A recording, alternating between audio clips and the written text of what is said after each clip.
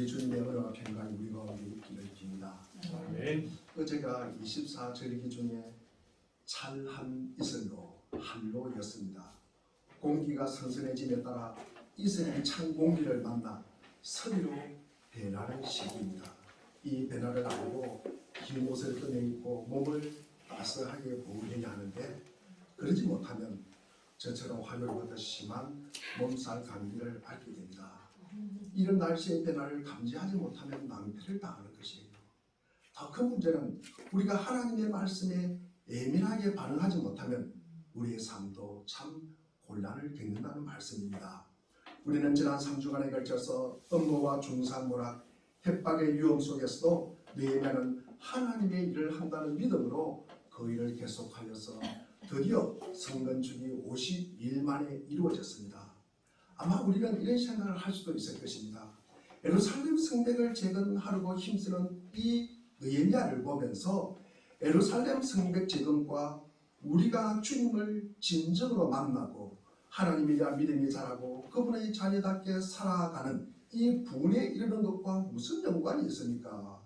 목사님께서는 자주 보이는 것이 현혹되지 말라고 말씀하셨는데 눈에 보이는 예루살렘 성을 재건하는 것이 믿음의 열매입니까? 라고 할 수 있습니다. 그렇습니다. 우리가 그 당시에는 적어도 하나님께서 성전에 계신다고 믿고 그 성을 재건함이 하나님을 바라보며 그 성을 재건함으로 하나님의 백성을 지키고 보호하는 일이고 우리 믿음의 사람들이 해야 할 일이고 이 성을 재건함이 우리의 사명이라는 것입니다. 즉 성 재건은 하나님과 관련된 것이고 하나님의 백성과 밀접하게 관련이 되어 있다기 말입니다. 우리는 하나님께서 말씀으로 이 세상을 창조했다고 믿는 이들입니다. 그 말씀으로 이 세상에 보이는 현상들이 생겨났습니다. 그러함으로 보이는 성을 재건하는 일도 하나님의 일이라고 우리는 분명히 할 수가 있습니다. 우리는 느헤미야서를 크게 두 부분으로 나누어 볼 수가 있습니다. 느헤미야서 1장부터 우리가 6장까지를 보면 주로 느헤미야에 관한 내용입니다. 그 다음 7장부터 우리 13장에는 또 다른 한 인물이 등장을 합니다. 그 사람이 누구입니까? 오늘 등장은 에스라입니다. 느헤미야가 정치가라면 에스라는 신앙인입니다. 종교인입니다. 느헤미야가 예루살렘 성 재건이라는 막중한 과업을 감당했다면 에스라는 이스라엘 백성들의 심령 재건의 사역에 종사했던 사람입니다. 우리는 지금까지 예루살렘 성 재건되는 광경을 보아왔습니다. 도시는 새롭게 세워졌고 성은 재건되었습니다. 그러나 아직까지도 이들의 마음은 텅텅 비어 있었습니다. 도시의 재건, 예루살렘 성의 재건을 위하여 느헤미야를 불러서셨던 하나님께서는 이제 다시 이 도시 사람들의 심령을 재건하기 위하여 성경학자요 설교가인 에스라를 사용하십니다. 에스라는 도대체 어떤 사람일까? 우리 에스라 7장 7절부터 우리 8절 말씀을 우리가 한번 보겠습니다.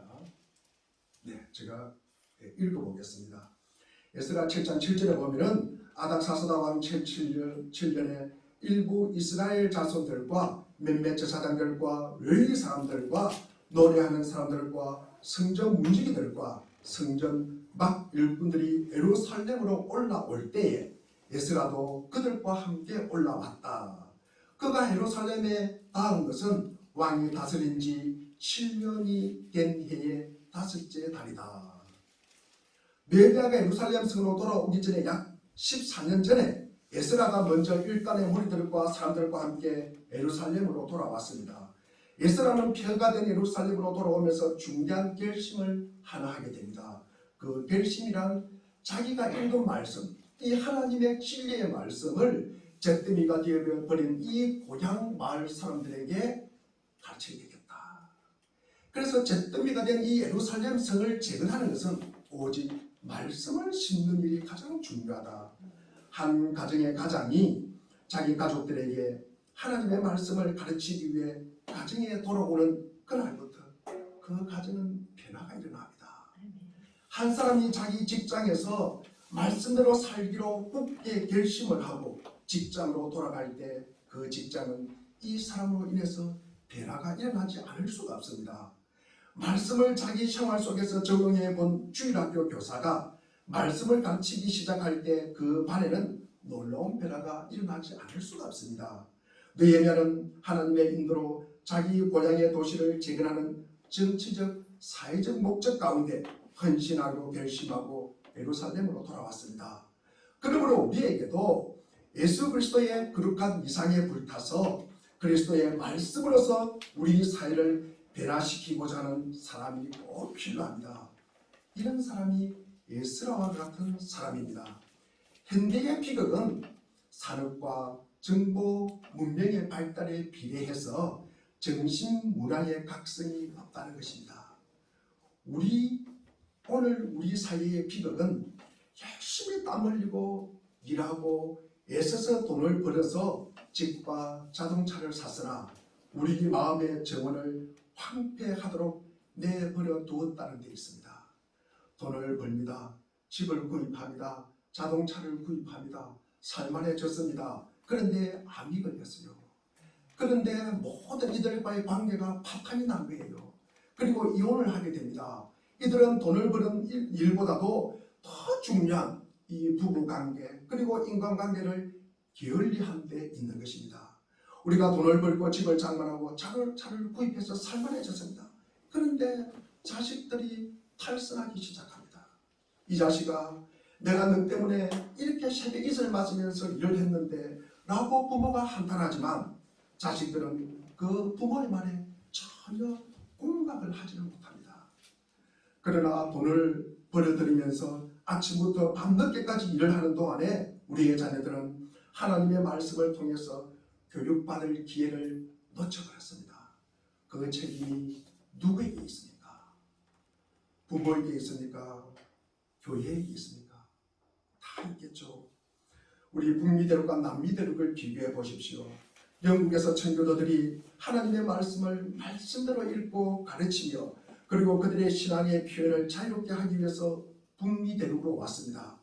그와 그의 때를 같이하여 불아파의 일단의 사람들, 스페인과 북불아파 그리고 영국 사람들이 황금을 찾아서 남미로 왔습니다. 남미 대륙을 찾아왔던 사람들은 황금도 잃어버리고 그의 인생도 허무하게 되었습니다. 그러나 마태복음 6장 33절에 너희는 먼저 그의 나라와 그의 의를 구하라는 말씀에 따라 순종하며 주님을 내 삶의 가장 중요한 자리에 두기로 결심하고 주님을 섬기고 주님을 사랑하고 주님을 높이는 일에 삶의 우선순위를 두고 북미 대륙을 살아왔던 사람들은 하나님도 찾았고 자유와 번영과 행복도 동시에 찾았습니다. 성이 재건되는 것, 이거 참 귀한 일입니다. 우리 삶의 내적 조건을 갖추는 일 참으로 중요하지만 그보다 더 중요한 것은 마음의 변화입니다. 다행스럽게도 이스라엘 백성들은 그들이 성을 쌓고 성전을 건축했지만 그것만으로는 그들이 행복할 수 없다는 사실을 알았습니다. 그들은 그보다 더 중요한 문제, 그들의 마음의 문제, 그들의 영혼의 문제임을 알았으며 그것에 진정한 의미의 부흥이 일어나지 않고는 결코 행복할 수 없다는 삶의 진리를 알았던 것입니다. 우리 마음속에 놀라운 변화가 일어나 내가 하나님의 기뻐하는 사람이 되고 내 마음속에는 하나님이 우려하시는 것들로 가득 채워지는 현상을 우리는 보통 부흥이라고 합니다. 본문 느헤미야 8장에는 신령 재건의 놀라운 부흥의 역사가 기록되어 있습니다. 이것은 아마 성경의 역사상 나타난 최초의 부흥의 일 것입니다. 부흥의 하면은 여러분은 아마 어떤 것을 연상하게 됩니까? 저마다 자기가 참석한 부흥회를 통해서 부흥회에 대하여 가지고 있는 아마 편견도 있을 것입니다. 그러나 우리가 생각하는 부흥회의 모습을 생각하기 전에 성경이 제시하고 있는 진정한 부흥회의 참 모습은 어떤 것인지를 살펴보고자 합니다. 오늘 본문 1절 전반절에 보면 모든 백성이 한꺼번에 수문화 광장에 모였다. 지금도 팔레스타인의 예루살렘 성을 둘러싸고 있는 많은 문들이 있습니다. 그 문마다 이름이 붙여 있습니다. 그 문 중에 하나가 수문입니다. 수문, 물 숫자의 문자입니다. 영어로 하면 워터게이트. 이 수문에서 부흥이 일어났습니다. 이 부흥은 한마디로 말씀의 부흥입니다. 말씀의 부흥이란 말씀을 사모하는 열망이 꿈틀거리는 것이고 말씀의 거룩한 권위가 나를 덮고 있는 것이고 말씀에 대한 전인격적 응답이 일어나는 것이 말씀의 부흥입니다. 그러면 우리가 오늘 본문에서 말씀의 부흥이란 순서에 따라서 구체적으로 어떤 것인지 제가 세 가지로 말씀을 드리고자 합니다. 우선 말씀의 부흥은 하나님의 말씀을 사모하는 것입니다. 가장 말씀의 부흥이 일어나려고 하면 말씀의 사모함이 먼저 있어야 되는 것입니다. 우리 1절 하반절에 보면은 그들은 학자 이스라엘에게 주님께서 이스라엘에게 명하신 모세의 율법책을 가지고 오라고 청하였다. 그들이 누굽니까? 누가 율법책을 가지고 오라고 합니까?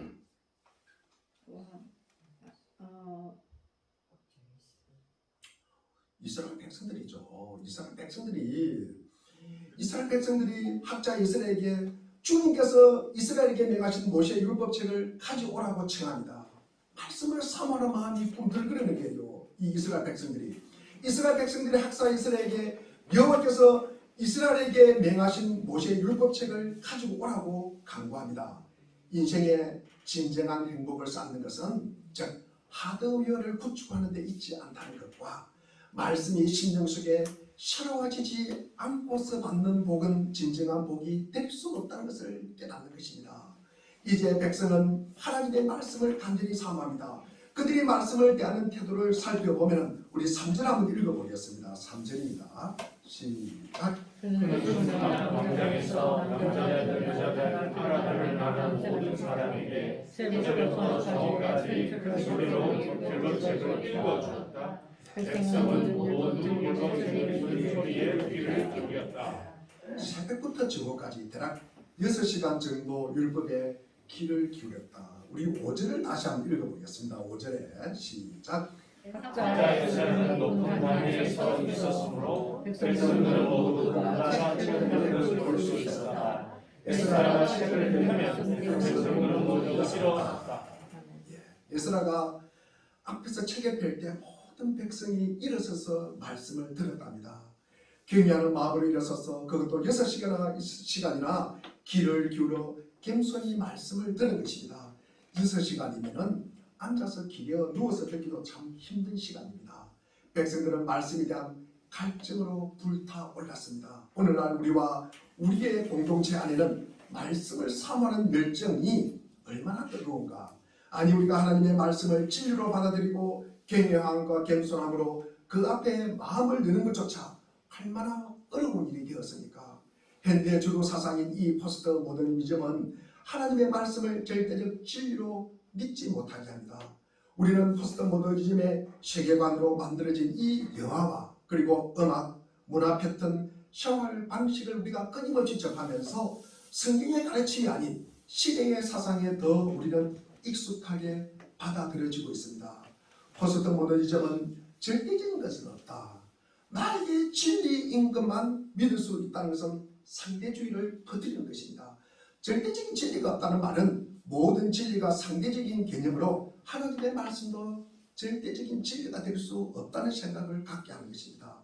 현대인은 말씀을 강렬하게 사모하기가 참 머쓱해진 것입니다. 상대주의는 사탄의 쾌락입니다.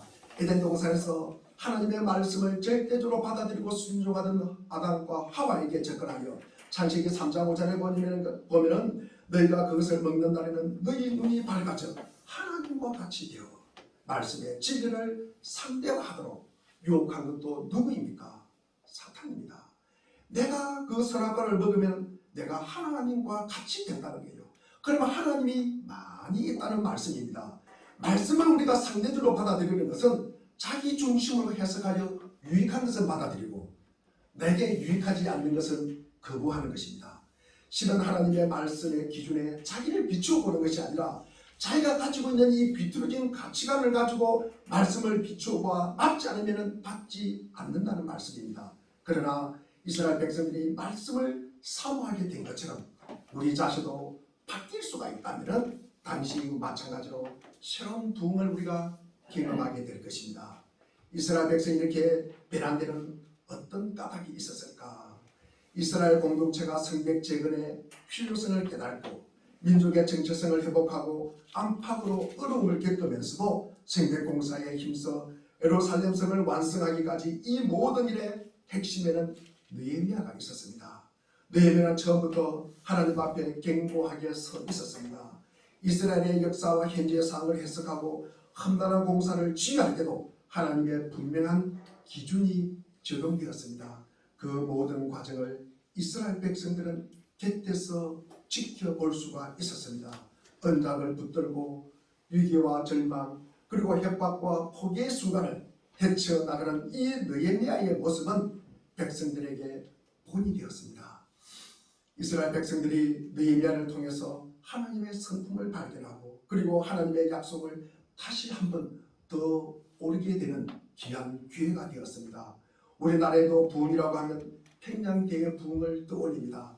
인생의 부흥, 교회의 부흥, 그리고 민족의 부흥이 필요하다고 부흥을 일으켜야 한다고 부흥이 좋다고 부흥이 올 것이라고 우리는 이야기를 합니다. 부흥이란 도대체 무엇이라고 생각을 하십니까? 우리가 그리스도인의 숫자가 늘어나고 교회의 헌금이 늘어나고 개인과 나라가 성공하고 성장하는 것만이라고 생각한다면 천만의 말씀입니다. 부흥의 시작은 말씀에 대한 갈급함에서 시작하는 것입니다. 하나님의 말씀으로 채워지지 않고는 하나님 자녀답게 살아갈 수 없다는 고백이 이 부흥의 물꼬를 갖다가 트는 것입니다. 말씀에 귀 기울이지 않고는 우리의 인생에 부흥이 일어나지 않습니다. 교회 부흥도 민족의 부흥도 마찬가지입니다. 어떤 사람이 랍비에게 찾아와서 랍비여 나는 토라를 율법을 구약 성경을 10번이나 훑었습니다. 그랬더니 랍비가 조용히 웃으면서 대묻습니다. 그렇다면 토라는 그 성경책은 당신을 몇 번 훑었습니까? 하나님의 말씀이 나를 만지시는 것이 더 중요하다는 거예요. 내가 하나님의 말씀에 들어가는 것이 아니라 하나님의 말씀이 나를 집어삼키는 거예요.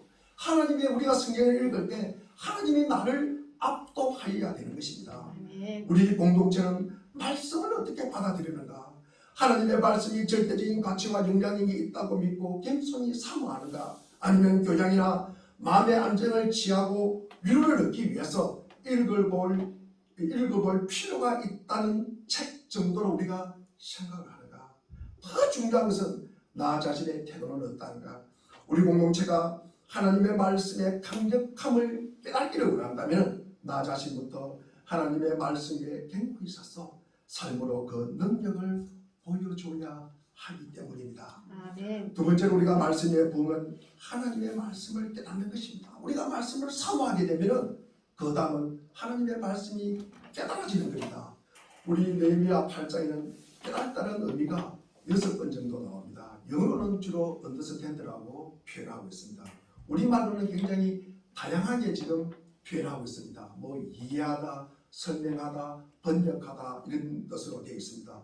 우리 오늘 7절 말씀을 한번 읽어보겠습니다. 7절 말씀 시작. 예루살렘이 주와 하나님과 세례하여 야민과 악과 사데와 우리야와 아사야와 그리가와 아사야와 요사박과 하나님과 불러야하는 백성들이 자리에 서 있는 동안에 그들에게 율법을 설명하여 주었다. 8절 읽겠습니다. 시작. 하나님의 율법을 전하는 때에 그들이 통역을 하고 뜻을 밝혀 설명하여 주었으므로 백성은 내용을 잘 알아들을 수 있었다.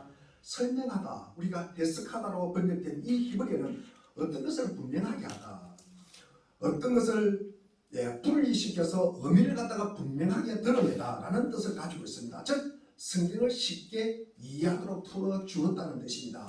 이스라엘 백성들은 혈통으로는 유대인이지만 언어나 문화적으로 바벨론인이나 다름이 없습니다. 사실 살아가는 환경과 익숙한 사고방식이 하나님의 방식과는 너무나 달랐기 때문에 하나님의 말씀을 자기 식대로 받아들일 가능성이 많았다는 것입니다. 요즘 말로 이 말을 표현하면 나름대로 은혜를 받았다. 교회에 와서 나름대로 은혜 받고 가는 사람들이 많습니다. 혹시 그 중에는 그것도 못 받고 가는 사람도 있습니다. 예수님께서 우리가 물고기 2마리와 보리떡 5개로 기적을 베푸신 이후에 바다에 걸어오시는 예수님을 유령이라고 소리치고 놀라니까 예수님께서 뭐라고 이야기하십니까? 안심하라 내니 두려워 말라 하시면서 이어서 하는 말씀이 우리 마가복음 6장 52절에 보면 예수님은 제자들에게 그 어떤 때시던 일을 깨닫지 못하고 도리어 그 마음이 둔하여졌으니라 라고 계속 책망하는 것이 무엇입니까? 너희 나름대로 깨닫는 것이 중요한 것이 아니라는 거예요. 너희 나름대로 깨닫는 것이 중요한 것이 아니라 내가 너희에게 깨닫기를 원하는 그것을 깨달으는 것입니다. 다시 한번 너희 나름대로 깨닫는 것이 중요한 것이 아니라 내가 너희에게 깨닫기를 원하는 그것을 깨달으는 말씀입니다. 우리가 설교를 듣고 나름대로 곧 나 편한 대로 은혜 받는 것, 그거 별로 중요하지 않습니다. 우리가 은혜 받았다. 여러분 자기 혼자 은혜 받았다가요 그 은혜 혼자 받은 것 거품처럼 사라지더라고요. 교회 문도 나가기 전에 사라지는 거예요. 주께서 내가 깨닫기를 원하시는 것, 그것을 돌이키기를 원하시는 것이 무엇인지 알아야 하는 것입니다. 이러한 깨달음이 없다면 변화가 될 수가 없습니다. 사람은 스스로 깨달아야 변화가 됩니다. 깨달아도 우리가 잘 변화되지 않잖아요. 그런데 우리가 잘못 깨달았어요. 우리가 모르고 있다면 더 어둠에 우리가 헤매게 되는 것입니다.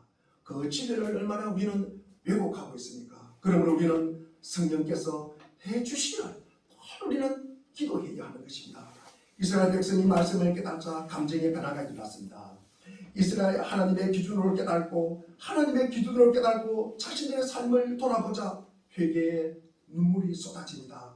나름대로 잘 살아왔다고 생각했는데 하나님의 기준에서 한참 멀어져 있음을 깨닫고 통회하는 마음이 일어난 것입니다. 저 기준으로 보면 용서하고 들으십시오. 저 기준으로 저를 보면 저는 스스로 제가 좀 괜찮은 사람이라고 생각을 합니다. 용서하시고 들으십시오. 그래도 제가 길거리에 가면서 침 틱틱 뱉고 그러지는 않습니다.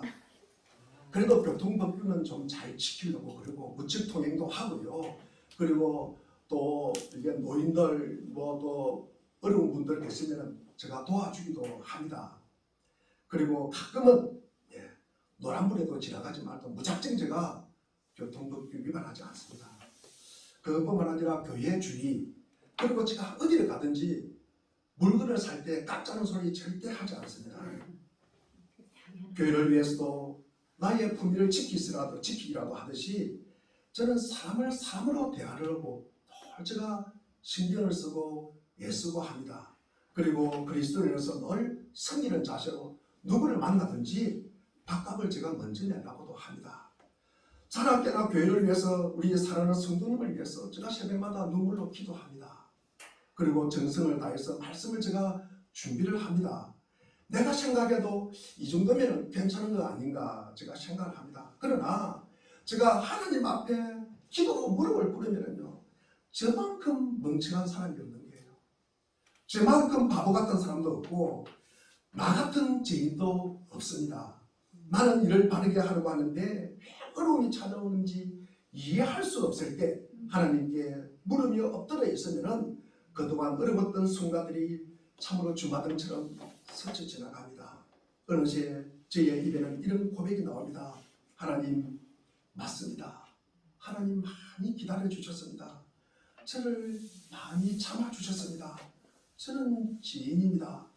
제가 감격하고 죄송해서 울게 됩니다. 내 기준으로 판단할 때는 괜찮은 존재였는데 말씀의 기준에 보니까 형편없는 존재요 구원받을 수 없는 존재요 하나님의 은혜를 얻을 만한 자격이 없는 존재라는 것을 알게 됩니다. 하나님 맞습니다. 하나님 앞에 나갈 수 없는 존재에 불과한 나를 이토록 오래 기다리고 이때껏 만들어 오셨다고 저는 고백합니다. 하나님의 기준으로 나를 조명하기 시작하니 삶에 변화가 일어나지 않을 수가 없습니다. 제가 감기가 들어가지고 목요일날 새벽 기도를 못했어요. 마음이 너무 아팠습니다. 제가 하나님이 주신 이 몸을 가지고 제가 새벽 예배를 드리지 못할 정도로 그 몸을 갖다가 관리를 하지 않았다는 것이 너무 제 마음을 아프게 했습니다. 저는 어떻든 간에 저 개인적으로 제가 계시는 우리 성도님들 한 사람 한 사람 이름을 불러가면서 기도를 해야 이 분들이 하루를 편안하게 지낼 것이라고 저는 그런 생각을 하고 있기 때문입니다. 때로는 몸이 아픈 분들이 있으면 금식하면서도 제가 기도를 합니다. 저 자신을 변화시키려고 저는 무척 노력하는 사람입니다. 그래서 우리 민족이 새롭게 일어나서 결단할 시간이 되었던 이 새벽을 우리가 기억한다면 주님께서 나아가는 시간, 주께서 말씀하시는 시간, 민족을 가슴이 안고 품고 이 새벽 시간을 회복하고자 하는 소망이 있기를 바랍니다. 다음 세대와 다음 나라와 그리고 다음 미래를 위해서 새벽에 기도했던 선조들의 아름다운 유산을 우리가 계승하여 후손에게 물려주고 싶습니다. 세 번째로 이 말씀의 부흥은 첫째로 제가 하나님의 말씀을 사모하고, 두 번째로는 하나님의 말씀을 깨닫고, 세 번째로는 하나님의 말씀을 우리가 반응하는 거예요. 우리가 말씀을 사모하게 되고 말씀을 깨닫게 되고 그 다음에 말씀을 그 말씀에 우리가 움직이는 거예요. 반응하는 것입니다. 우리 오늘 9절 말씀을 한번 읽어보겠습니다. 9절입니다. 시작. 백성들을 말씀에 들을지도 물었다. 그래서 전동 느헤미야와 학자 에스라 대사관과 백성을 가르치는 너희 자녀들이 이날은 주 하나님의 거룩하나니 슬퍼하지도 말고 울지도 말라고 모든 백성을 하였다. 말씀을 우리가 사모하고 깨닫고 그 다음에 울면서 회개하는 이스라엘 백성들에게 지도자들은 오늘은 너희의 하나님의 여호와의 성일이니 슬퍼하지도 말고 울지 말아라. 10절도 보면 너희는 그들에게 말합니다. 돌아가십시오. 살찐 짐승들을 잡아 푸짐하게 차려서 먹고 마시도록 하십시오. 아무것도 차리지 못한 사람들에게는 먹을 몫을 보내주십시오. 오늘은 우리 주님의 거룩한 날입니다. 주님 앞에서 기뻐하면 힘이 생기는 법이니 슬퍼하지들 마십시오. 여호와로 인하여 기뻐하는 것이 너희의 힘이라. 11절에 왜 이 사람들도 모든 백성들을 달래면서 오늘은 거룩한 날이니 조용히 하고 슬퍼하지 말라고 달렸다.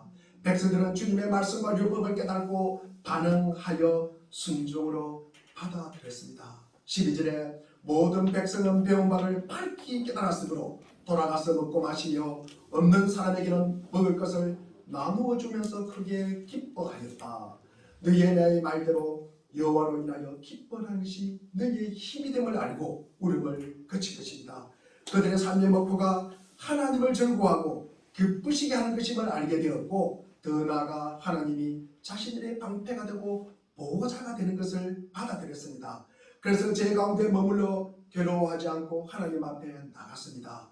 하나님의 말씀을 듣고 깨달은 사람은 하나님으로 인하여 기뻐하고 그 말씀을 즐거이 이웃과 나누게 되었다는 것입니다. 아멘. 그들은 말로만 즐거워하고 기쁨을 나누는 것이 아니라 자신의 것을 나누면서 이웃과 더불어 먹고 마시며 즐거워했다는 것입니다. 아멘. 우리는 흔히 복음을 나누어야 한다고 말만 하지만 복음을 말로만 이웃에게 전할 뿐 내 물질과 내 정성과 내 사랑을 들여서는 전하지를 잘 못합니다.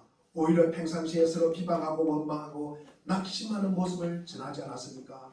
하나님의 생명의 말씀을 깨달으면 우리에게 먼저 회개와 감사와 기쁨이 넘치고 내 삶의 진정한 변화가 일어납니다. 그럴 때 이웃에게도 나의 변화된 행동이 기쁨과 즐거움을 나누게 되는 것입니다.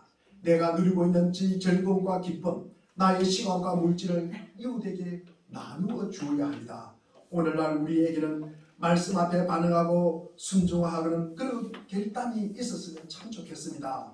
이스라엘은 잊혀져 왔던 역사 속의 진리를 다시 지킴으로써 자신의 정체성을 회복하고 하나님의 말씀에 귀 기울일 수 있었습니다. 우리 역시 하나님의 자녀로 정체성을 회복하고 하나님의 말씀을 사모하는 열심을 되찾고자 한다면 역사 속에서 우리를 인도해 오신 하나님의 손길을 우리는 발견하게 될 것입니다. 어려움과 혼란도 있었지만 지금의 모습으로 설 수 있었던 것은 하나님 앞에서 받은 사명과 그리고 우리를 향한 하나님의 사랑 때문입니다. 그러면 우리는 왜 이 하나님의 말씀을 잘 받아들일 수가 없을까? 왜 말씀이 잘 받아들여지지 않을까? 왜 이 말씀이 나의 말씀이 안 될까? 왜 말씀에 사모함도 없고 깨달음도 없고 그리고 반응도 없을까? 우선 하나님의 말씀에 관심이 없기 때문입니다. 하나님의 말씀이 나의 말씀이 되려면 내가 관심을 가져야 돼요. 주의를 가져야 됩니다. 우리가 사무엘 3장에 보면은 하나님께서 사무엘을 부르시는 내용이 나옵니다. 그때 사무엘은 엘리에게 가서 내가 여기 있습니다라고 하니까 엘리 제사장이 뭐라고 이야기합니까? 내 아들아, 내가 너를 부르지 아니하였으니 다시 누우라. 하나님의 부르심에 반응하지 않는 자, 하나님의 부르심에 다시 누워버리는 자, 이 자가 엘리입니다. 엘리 이후에 우리는 그 사람이 어떻게 된지를 우리는 너무나 잘 알고 있습니다. 그러나 하나님은 우리가 하나님의 말씀, 하나님이 말씀하시고자 하는 것에 우리가 관심을 가지고 주의를 기울일 때까지 우리가 하나님은 계속 부르십니다. 끊임없이 부르십니다. 반복수로 부르십니다. 그러나 우리는 우리가 하나님의 말씀하시고자 하는 것에 우리는 관심을 잘 가지지 않아요. 하나님이 우리로 하여금 내 고집스러운 자아를 초월할 수 있도록 계속 부르십니다.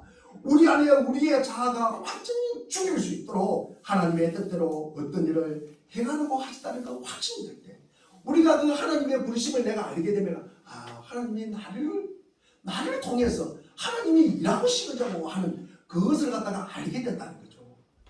그것을 알아야만이 하나님의 말씀이 우리 귀에 들어오는 것입니다. 그래야만이 그 인도하심에 우리가 따르게 된다는 말씀입니다. 그러나 나를 갈등하게 하고 하나님의 말씀이 오면 나를 갈등하게 해요. 옛날에는 내가 아무렇지 않게 죄를 지었습니다. 그러나 하나님의 말씀이 들어오면요, 그 죄를 지으려고 그러면요,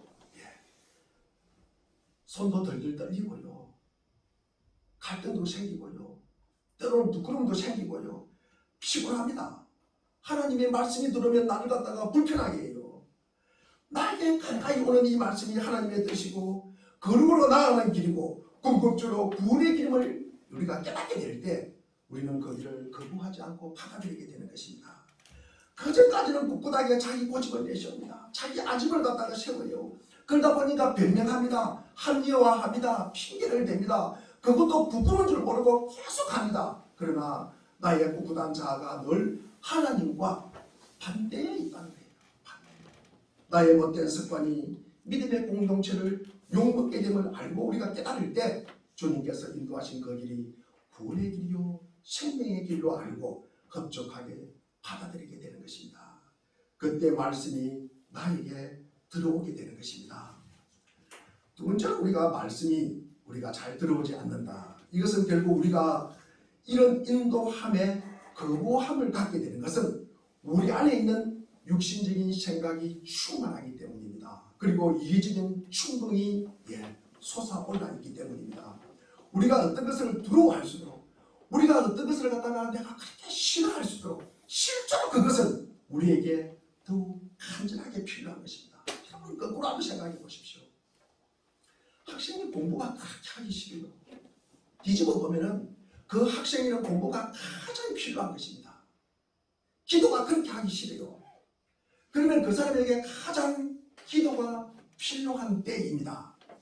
실제로 그 사람에게 간절하게 필요한 때입니다. 우리의 두려움은 우리의 자신과 개팍함과 그리고 완악함 그리고 자신의 시각과 취향에 집착하려는 성향 때문에 나오는 것이기 때문입니다. 즉 우리는 이런 우리의 본능적인 사고를 죽여야 합니다. 그 인도하심이 우리를 죽이는데 도움이 된다는 그 확신이 들 때 우리가 뒤로 물러서지 않고 우리가 핑계대지 않고 우리가 이것을 이겨나가야 하는 것입니다. 이때 우리가 뒤로 물러선다. 내가 핑계를 댄다. 이러면은요 우리가 이거는 사탄의 꼬임에 넘어가는 거예요. 이거는 죽음이에요. 우리가 하나님의 말씀이 다가와요. 나에게 부담이 돼요. 나에게 부담이 돼요. 옛날에는 교회 다니기 전에는 내가 한 달에 돈 벌어가지고 다 썼어요. 근데 교회를 다니니까 자꾸 11조 이야기를 해요. 불편해요. 아니 그렇게 피같이 아까운 돈을 갖다가 내라고 하니까 그것이 나에게 불편을 가져가요. 그래서 교회가 가기 싫은 거예요. 이것을 갖다가 우리가 밀고 나가지 못하고 거기에 밀려가지고 뒤로 밀거지고 하면은 믿음은 자라지 않습니다. 우리가 하나님의 말씀으로 두려움과 불편함이 나의 삶의 방향을 바꾸고요. 나의 삶의 목적을 갖다가 수정하게 되고요. 나의 삶을 참 유익하게 만들고 있구나. 나의 삶을 평강으로 그리고 거룩으로 완전으로 이끌고 있구나. 이게 우리가 실감이 나야 하는 것입니다. 이런 하나님의 인도하심에 우리가 신속하게 우리가 순복할 때 우리의 영혼은 크게 우리가 한 걸음 믿음으로 나아갈 수가 있습니다.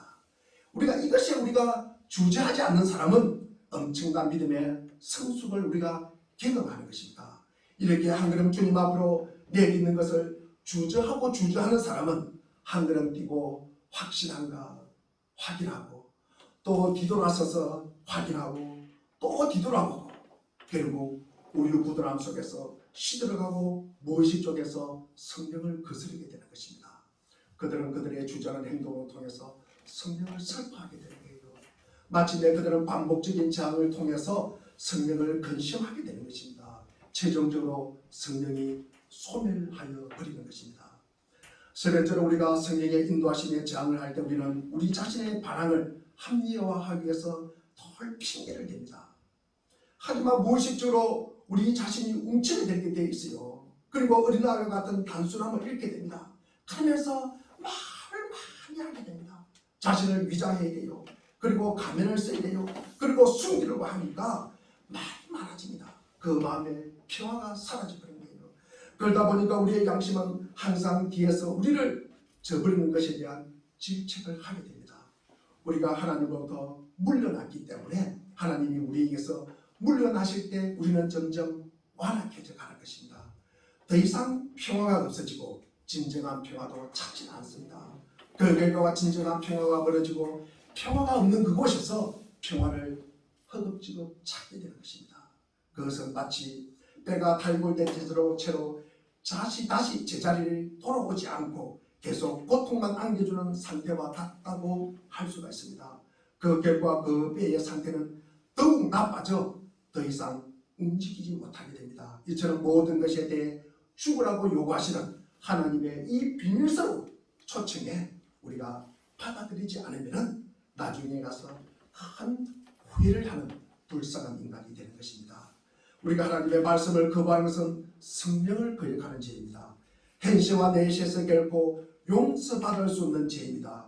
우리 안에서 우리를 초청하는 주님의 부르심을 거부하는 죄입니다. 회심하기를 거부하는 자는 이 세상에서 고난을 당할 뿐만 아니라 저 세상에서 지옥의 고통을 받게 될 것입니다.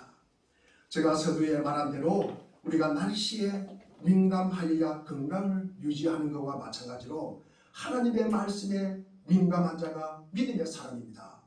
하나님의 말씀에 예민하십시오. 이런 믿음의 사람이 구원을 받습니다. 이런 믿음의 사람이 복을 받습니다. 우리가 시편 1편 1절과 2절을 보면 복 있는 사람은 오로지 주님의 율법을 즐거워하며 그의 율법을 주야로 묵상하는도다. 결국 하나님의 말씀이 허망하는 자가 부흥을 사모하는 자입니다. 하나님의 말씀에 민감한 자가 하나님의 부흥을 경험하는 자입니다.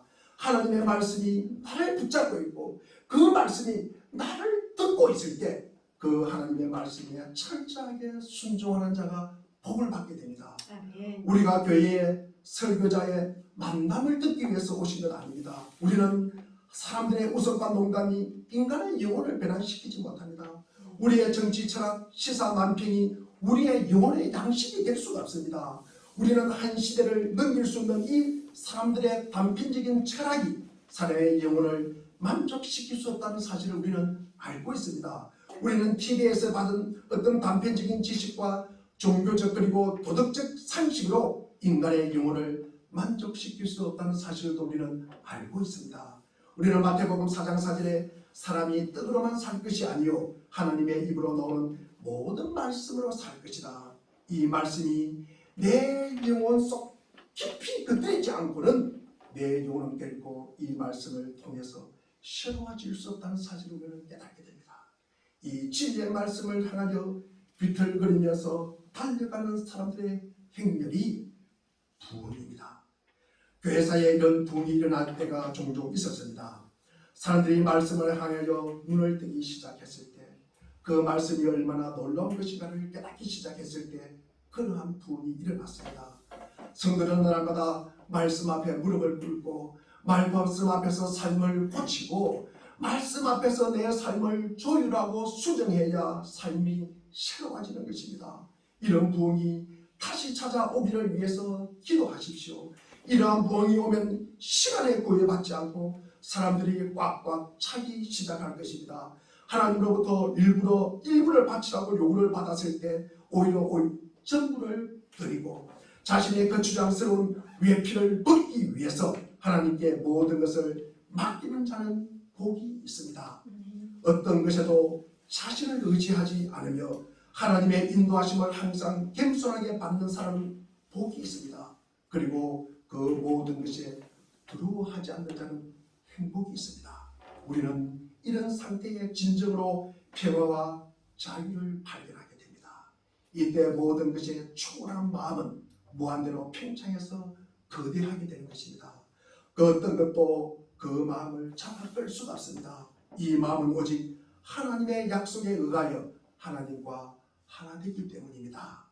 하나님과 하나 되어서 하나님의 말씀이 나를 듣고 있는 이 순간이 가장 즐겁고 평화롭고 행복하고 안락한 평강의 순간입니다. 이 순간이 내 평생의 삶이 되기를 축원드립니다. 기도하겠습니다.